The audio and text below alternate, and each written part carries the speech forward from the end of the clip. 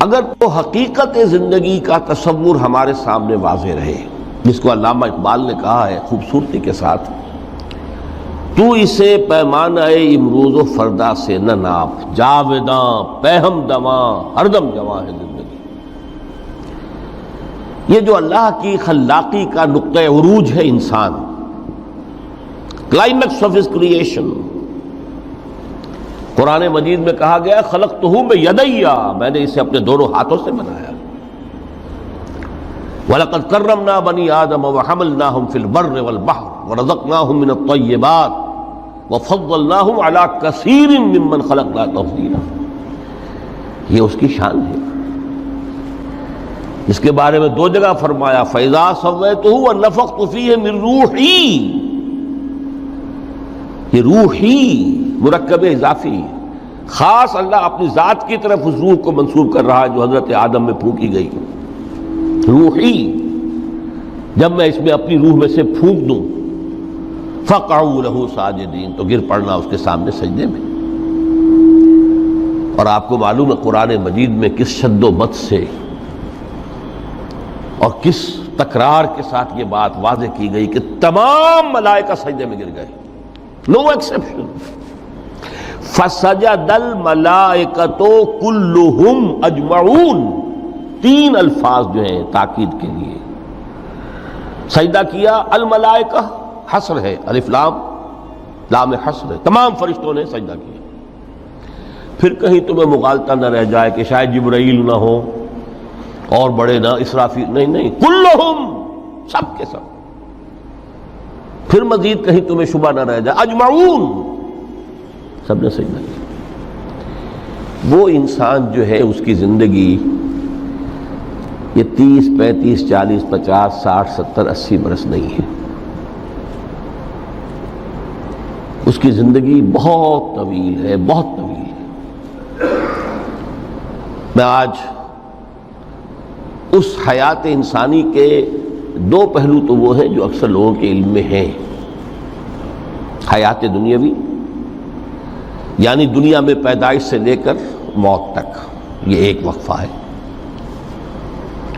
پھر یہ کہ اس کے بعد حیات اخروی ہے جس کا آغاز ہو جائے گا عالم برزخ سے، پھر بعث بعد الموت ہے، پھر حیات اخروی، یہ سب جانتے ہیں۔ لیکن یہ کہ اس دنیا میں آنے سے پہلے بھی ہم ایک زندگی گزار آئے ہیں، اور بدقسمتی سے اس کا تصور بہت کم لوگوں کو حاصل ہے۔ اور عہد حاضر کے جو ریشنلسٹ قسم کے عقلیت زدہ میں کہتا ہوں انہیں، یا عقلیت گزیدہ، عقلیت سے ڈسے ہوئے لوگ، وہ ان چیزوں سے اباہ کرتے، دور بھاگتے۔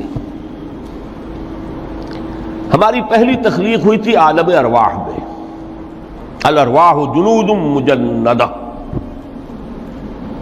لشکروں کے لشکر تھے۔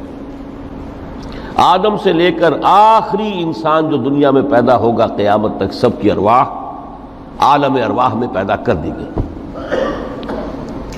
وہاں عہد لیا گیا الست بربکم قالوا بلا، کیا میں تمہارا رب نہیں ہوں، مالک نہیں ہوں؟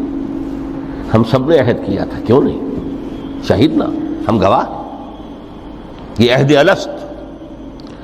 اور ظاہر بات ہے کہ عہد جو ہوتا ہے جب تک انسان کو اپنی ذات کا شعور نہ ہو، خود شعوری نہ ہو، آپ دنیا میں معاہدہ کرتے ہیں تو کہتے ہیں کہ بقائمی ہوش و حواس میں یہ عہد کر رہا ہوں، معاہدہ کر رہا ہوں، تو ظاہر بات ہے کہ اس وقت ہم تھے اور ہوش و حواس کے ساتھ تھے، خود شعوری کے ساتھ تھے، لیکن صرف ارواح تھی، جسد نہیں تھے۔ اور یہی ہے وہ مقام جس کے بارے میں حضور نے سے جب پوچھا گیا کہ متى وجبت لک النبوۃ یا رسول اللہ، اللہ کے رسول آپ کو نبوت کب ملی؟ تو آپ نے فرمایا والآدم بین الماء والطین، ابھی آدم کا حیولہ جو ہے ابھی گارا گوندھ ہی رہا تھا، پانی اور گارے کے درمیان ہی تھے آدم، کہ میں اس وقت بھی نبی تھا۔ عالم خلق کا ابھی آغاز نہیں ہوا، ابھی عالم ارواح میں بھی جو تمام ارواح ہیں وہ اپنی امتیازی شان کے ساتھ ہیں۔ روح محمدی صلی اللہ علیہ وسلم، جس سے اگر نور محمدی کہیں تو غلط نہیں ہے، اس لیے کہ ارواح کا جو مادہ تخلیق ہے وہ نور ہے۔ جیسے فرشتوں کا مادہ تخلیق نور ہے۔ مسلم شریف میں حضرت عائشہ صدیقہ رضی اللہ تعالیٰ عنہ سے روایت موجود ہے، اللہ نے فرشتوں کو نور سے پیدا کیا۔ روح، فرشتے روح ہیں، ارواح ہیں، روح القدس، روح الامین، اور ارواح انسانیہ بھی روح ہے، یہ سب ان کا مادہ تخلیق نور ہے۔ اس وقت ہم پیدا کیے گئے، صرف ارواح کی شکل میں ہم سے عہد لیا گیا اور پھر سلا دیا گیا۔ یہ پہلی موت تھی جو ہم پر وارد ہوئی ہے اس دنیا میں آنے سے پہلے،